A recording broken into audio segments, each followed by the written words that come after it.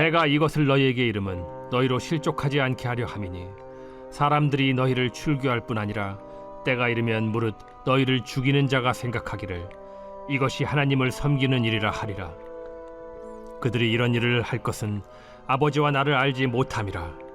오직 너희에게 이 말을 한 것은 너희로 그때를 당하면 내가 너희에게 말한 이것을 기억나게 하려 함이요 처음부터 이 말을 하지 아니한 것은 내가 너희와 함께 있었음이라. 신약 성경의 절반가량을 기록했던 사울이라고 하는 이 청년이, 그러니까 예수 믿기 전에 이 사울이라고 하는 이 청년은 참으로 대단한 사람이었습니다.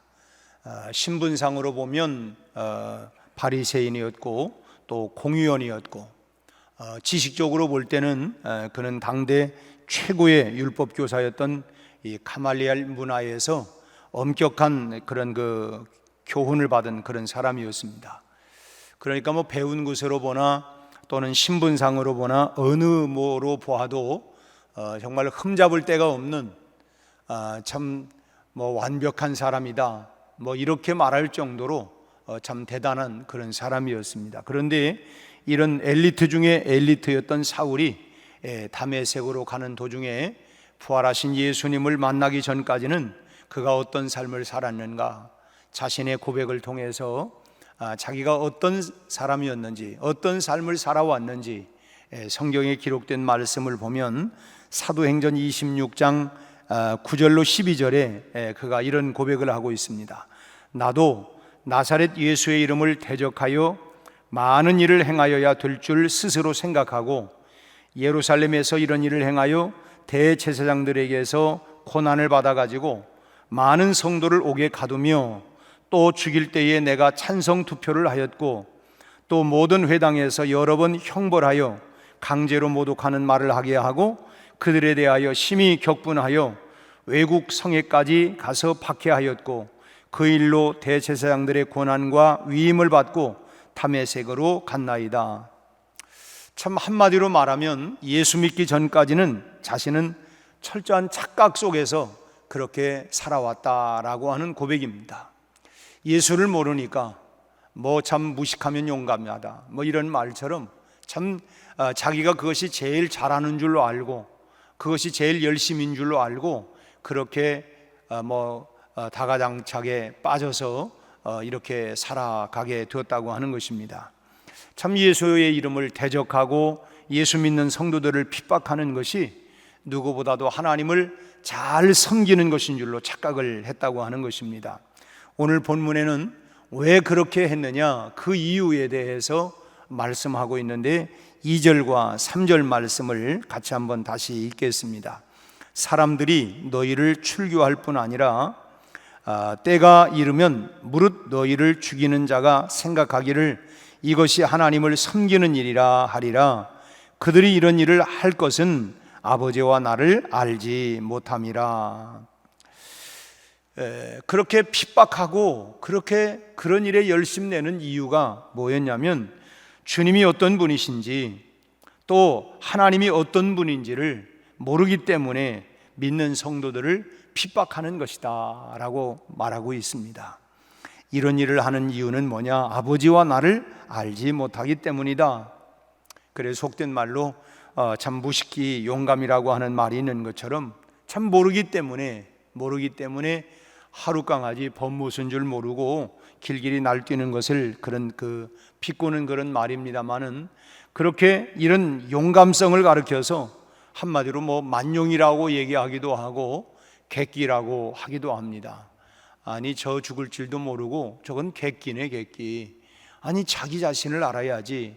그렇게 자기 자신을 모르고 그렇게 소위 이런 객기를 부리는 것입니다.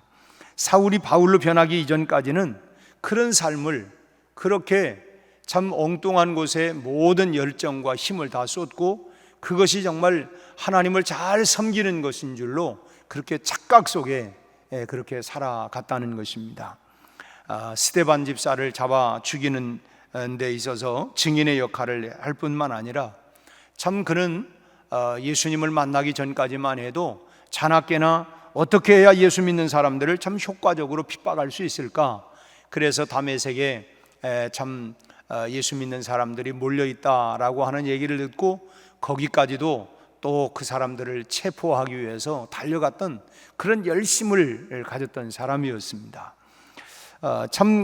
그렇게 그의 핍박이 또 얼마나 대단했던지 사도행전 8장 3절의 말씀을 보면 사울이 교회를 잔멸할새 각 집에 들어가 남녀를 끌어다가 옥에 넘기니라. 이렇게 성경은 그의 피 묻은 그런 기록까지도 집집마다 이렇게 수색을 해서 예수 믿는 사람들을 끌어내 가지고 옥에 가두거나 이 죽이는 일까지도 마다하지 아니하고 이런 열심을 부렸던 사람이 바로 사울이라고 하는 그런 청년이었습니다. 그렇지만은 다메섹 도상에서 부활하신 그 예수님의 음성을 듣고 두려움 가운데에서 그 음성을 듣고 난부터는 사울의 태도가 정말 완전히 정말 180도로 뒤바뀌게 되죠. 사도행전 9장 22절 말씀을 보면 그가 얼마나 변했느냐.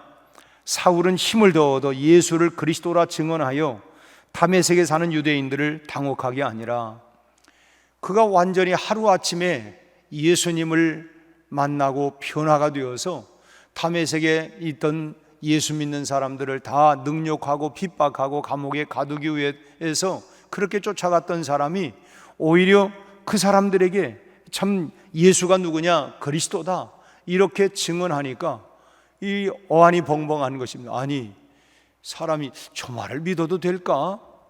아니, 도대체 어떻게 사람이 저렇게 변할까? 완전히 그의 인생이 완전히 예수를 만나고 나서 뒤바뀌게 된 것입니다. 그러고 보면 예수를 모르는 사람이, 하나님을 제대로 알지 못하는 사람이 성도들을 핍박을 하는 것 같아요. 예나 지금이나 모르니까 저러지. 우리가 흔히 그렇죠. 아이, 내버려둬. 모르니까 그렇지. 알면 그러겠어. 모르니까. 예수가 누군지, 하나님이 어떤 분인지를 그가 분명히 안다고 하면 그를 따르는 성도들을 핍박할 수가 없는 것입니다. 왜요? 사울처럼 자신도 믿지 않을 수가 없기 때문에. 어찌 자기가 믿는 분을, 또 믿는 그 예수를 따르는 사람들을 어떻게 핍박할 수가 있겠습니까? 이게 모르니까 앞서 말씀드린 것처럼 객기를 부리는 것입니다. 핍박이 있을 때 그래서 우리는 기도해야 합니다. 이때 기도하는 것은 우리 자신을 위해서 기도하라는 것보다는 나를 핍박하는 그 사람을 위해서 기도해야 된다라고 하는 것입니다. 예수님이 십자가에서 돌아가실 때 또 스데반 집사가 이제 돌무더기 속에 죽어가면서 했던 말이 뭡니까? 아버지요, 저들을 용서하옵소서. 자기들이 하는 그 행위를 잘 모릅니다. 자기들이 지금 어떤 일을 지금 이렇게 하는지 모르니까 저렇게 핍박을 하고, 모르니까 돌을 던지고, 모르니까 침을 베앗고, 모르니까 욕을 하고 하는 거 아니겠습니까? 저들 모르니까. 우리가 아이들이 뭐 하면 내버려도 그 아이가 뭘 알겠냐. 그런 위험한 물건을 옆에 놓은 내가 잘못된 거지, 그게 그 아이가 무슨 잘못이 있어. 모르니까 그렇지 한 것처럼 모르니까. 그래서 모르는 나를 핍박하는 그들을 위해서 우리가 기도해야 된다라고 하는 것입니다. 우리는 하나님의 소위 말하면 자나깨나 하나님의 그 염려 속에 늘 관심과 보살핌을 오늘도 받고 있고, 오늘도 우리가 주님의 인도함을 받으면서 살아가고 있습니다. 오늘 본문에도 보면 예수님은 남겨놓고 가는 제자들이 염려가 되어서 제자들이 행여나 실족하지 아니하도록 말씀을 기록하여 남겨놓았습니다. 그 말씀이 바로 1절 말씀을 같이 한번 읽겠어요. 1절, 내가 이것을 너희에게 이름은 너희로 실족하지 않게 하려 함이니. 너희들에게 기록해서 남기고 너희들에게 또다시 말하는 이유는 뭐냐? 행여나 실족하지 않도록. 왜 예수 믿는데 이런 어마어마한 핍박이 있을까? 예수 믿는데 내가 왜 욕을 먹어야 해? 내가 예수 믿는데 내가 왜 박해를 받아야 돼? 행여나 그런 일들 때문에 실족하지는 않을까? 넘어지지는 않을까? 그게 염려가 되어서 기록에 남겨서 너희들에게 알려주는 것이다 라고 지금 말씀하고 있습니다. 하지만 세상 사람들은 기껏 해봐야 여러분, 육신을 지켜주는 사람들밖에 없어요. 나를 지켜주는 사람이 누굽니까? 사람들이에요. 또 사람들이 부족하면 아유, 나는 줄이 없어, 나는 백이 없어, 나는 아는 사람이 없어. 결과적으로 나를 그래도 힘이 되고 지켜줄 만한 사람밖에 없지만, 우리는 전능하신 하나님, 참으로 만군의 여호와 하나님이 오늘 또 나를 보호하고 지켜주신다는 사실을 믿으시기 바랍니다. 시편 23편에서 다윗이 늘 고백하는 게 뭡니까? 참 메마른 땅을 종일 걸어가고, 또 참 그야말로 환난과 핍박이 있고 참 위험한 일들이 많이 있지만 참 주께서 나를 지켜주셨다. 하나님이 나의 목자가 되셔서 그야말로 그런 위태한 곳들도 많이 있지만 나를 보호하고 지켜주셨다. 하나님이 우리 성도들을 다 보호하고 지켜주시는 줄로 믿습니다. 그러나 착각은 자유지만 그 결과를 피할 수 없는 사람들이 바로 세상 사람들이죠. 그 결과에 대해서는 본인들이 다 책임을 져야 되기 때문에 요즘 점차적으로 우리 사회도 개인주의로 이렇게 가고 있습니다. 그래서 다 인권이다. 내가 속된 표현이지만 그런 말이 있지 않습니까? 내가 삽으로 귀를 팔든 말든 전보선대로 내 이빨을 쑤시든 말든 네가 뭔 상관이야? 하는 것처럼 이런 극단의 개인주의로 점차적으로 가고 있습니다. 그러다 보니까 내가 이러든 저러든 간섭하지 마라. 참 이런 부분들이다 보니까 사회가 점차적으로 참 복잡해지고 참 시끄러워지는 일들이 너무너무 많습니다. 그렇지만은 그 결과에 대해서는 모든 게 자기 자유라고 얘기하지만, 그러나 결과적인 그 모든 책임은 본인이 다 져야 되는 것입니다. 이제 아이들도 말 안 듣고 그러면 내버려둬라, 지가 당해봐야 알지. 결과적으로는 그걸 통제하고 그러면 안 된다고 해도 그걸 구태여 이렇게 하려고 하고 있고, 그런 거예요. 우리 손녀딸이 이제 매운 거 이제 처음 보니까, 그러니까 맛있게 생겼으니까 그거 자기도 먹고 싶다고. 그럼 너는 먹으면 안 돼, 이건 매운 거야. 먹겠다는 거야. 그럼 먹어봐라. 그냥 울고 하니까 그럼 먹어봐. 그랬더니 입에 대니까 얼마나 맵겠어요. 그러더니 그냥 물을 달라고. 다 경험을, 이런 건 매운 거구나, 이거는 뜨거운 거구나.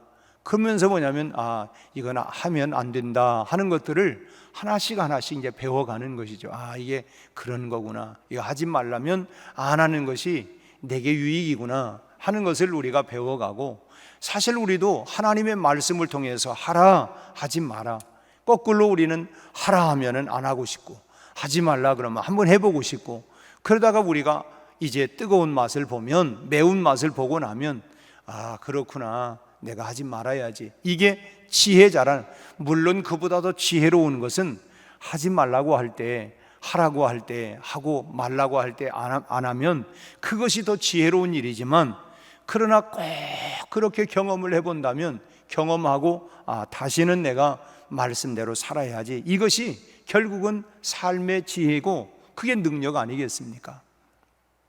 근데 사람들은 당신은 그렇게 해서 그렇지만 나는 그러지 않아, 언제나 나는 예의로 이렇게 생각을 하고 예의적으로 자꾸만 판단하고 또 행동하려고 하는 부분들이 있어요. 그러나 예의가 없습니다. 그래서 성경은 뭐예요? 그래서 진리입니다. 누구에게나, 어떤 사람에게는 이 말씀이 그 통용이 되고 어떤 사람은 안 되는 게 아니고, 소위 말하면 이 외국 사람들은 다 맞지 않아도 우리는 맞는다, 또는 거꾸로 우리는 안 맞지만 외국 사람은 맞는, 이런 얘기가 아니라 모든 사람들에게 다 동일하게 똑같이 이 말씀은 다 통한다라고 하는, 그래서 진리이죠. 그래서 여러분, 우리가 핍박을 받을 때에 우리가 잊지 말아야 할 것은, 예수님께서 우리가 핍박을 받고 있을 때 우리를 염려하시고 미리 말씀해 주셨던 이 말씀을, 예견하신 이 말씀을 기억하고 여러분 꼭 이겨낼 수 있기를 바랍니다. 아까 우리 찬송에도 환난과 핍박 중에도 성도는 신앙 지켰네. 이 신앙 우리가 지켜나가고, 오늘 말씀에도 이것을 너희에게 이르는 것은 너희로 실족하지 않도록, 너희가 시험에 들지 않도록, 너희가 믿음을 포기하지 않도록, 실족하지 않도록 하기 위해서 이 말씀을 기록했다라고 말하고 있습니다. 우리를 핍박하는 이유가 뭐냐? 그것은 하나님을 알지 못하고 예수님을 알지 못하기 때문이라고 하는 것을 알고, 저 사람이 이렇게 나에게 이렇게 핍박하는 것은 하나님을 모르는구나, 예수님을 잘 모르기 때문이구나, 그런 불쌍한 영혼들이라고 하는 것을 알고 우리가 진심으로 우리는 기도해 주어야 할 것입니다. 우리가 같이 살고 있는 가족들 중에도 예수 믿는다고 험한 말하면, 저 사람이 예수를 모르니까, 진짜 모르니까, 하나님을 모르니까 저렇지, 알면 저러겠어, 알면 모르니까 저러지. 마치 아이가 모르니까 뜨거운 건지 차가운 건지 모르고 알면 그렇게 손을 얼른 잡겠습니까? 위험하다고 하는 것, 뜨겁다고 하는 것, 매웁다고 하는 것 그렇게 하겠어요? 모르니까 그냥 아나무인격으로 그냥 땡깡을 놓고 그냥 하려고 하는 거죠. 마치 모르니까, 하나님을 모르고 예수님이 어떤 분인지를 모르기 때문에, 그래서 그 사람을 우리가 불쌍한 마음을 가지고 기도해 주어야 된다라고 하는 것입니다. 오늘 또 우리는 핍박을 어떤 면에는 기대하고, 왜 기대하느냐? 여러분, 나를 핍박한다고 하는 것은 뭔 얘기입니까? 예수를 올바로 믿고 있다고 하는 증거 아니겠습니까? 나나 너나 뭐 똑같다 그러면 핍박받을 일이 하나도 없어요. 다 우리 편이니까, 자기 편이니까. 그런데 내 편이 아닌 것 같다, 여러분, 세상과 여러분 하나님과는 이게 합해질 수가 없는 거죠. 그래서 우리가 내가 핍박을 받을 때마다 내가 지금 예수를 올바로 믿고 있다고 하는 증거구나, 이 표적이구나 라고 하는 것을 우리가 기억하고 이웃을 사랑하고 또 우리가 기도할 수 있는 그런 좋은 기회라고 하는 걸 알고, 오늘 또 세상 속에 들어가서 혹시라도 우리가 핍박을 받고 이런 일이 있걸랑 내가 예수를 바로 믿고 있구나, 오히려 그를 위해서 기도하고 우리가 사랑으로 섬겨서 정말 그도 사울이 변하여 바울이 된 것처럼 그 사람이 변하여 정말 바울과 같은 믿음의 사람이 될 수 있도록 우리가 사랑으로 기도하고 섬기고, 또 우리의 삶을, 인격을 통해서 정말 그리스도의 신실한 모습을 보이고 증인의 삶을 오늘 또 살아가기를 주님의 이름으로 축원합니다. 특별히 오늘은 기온이 36도까지 올라간다고 하는데 물도 많이 마시고 또 특별히 이렇게 너무 뜨거운 태양볕에 나가지 않도록 조심하시고 오늘 하루 건강하시기를 주의 이름으로 축복합니다. 기도하겠습니다. 하나님 아버지, 오늘 또 하나님 새벽 미명을 깨워 어찌 보면 하나님 밤새 열대하로 잠자기 어렵고 이 새벽녘 잠자기 참 좋은 시간이지만 그럼에도 불구하고 우리가 깨어서 기도해야 하는 기도의 파수꾼의 사명을 감당코자 주의 전으로 달려나오게 하심을 감사합니다. 내 집은 만민이 기도하는 집이라고 말씀하셨고, 우리가 주님 앞에 무엇을 내게 내 이름으로 구하든지 내가 시행하리라고 하였사오니, 하나님이 아침에 주님 앞에 낱낱이 바로 아뢰며 구하는 모든 기도마다 우리 하나님 응답하여 주시고 시행하여 주셔서 하나님 참으로 새롭게 만들어 주시기를 바라고 원합니다. 우리 아버지 하나님, 환난과 핍박 중에도 우리 믿음의 선조들이 신앙과 믿음을 지켜나갔던 것처럼 오늘 우리들도 하나님이여 이런 환난과 시험 핍박 속에서 오히려 주님을 알지 못하고 하나님을 알지 못하는 저희들의 무지함에서부터 오는 환난과 핍박인 것을 알고 우리가 저들을 위하여 기도하고 사랑으로 섬길 수 있게 하여 주시고, 환난 때에 내 신앙과 믿음이 진짜인 것을 알고 하나님이여 우리가 실족하지 않도록 하나님 견고하게 붙잡아 주시옵소서. 오늘 또 성령 충만하게 하시고 특별히 우리의 아버지 하나님 몸을 하나님의 이 더위 가운데, 코로나 가운데 지켜 주시옵소서. 이 아침 귀한 예물을 봉헌하였습니다. 우리 문재현 권사님 생애 목자가 되신 하나님 앞에 감사하고 연약한 것을 치료해 주신 것을 믿고 예물을 드렸습니다. 구제 예물 드리고 또 10의 1조와 선교, 선한 이웃 헌금, 장화 헌금을 각각 드렸습니다.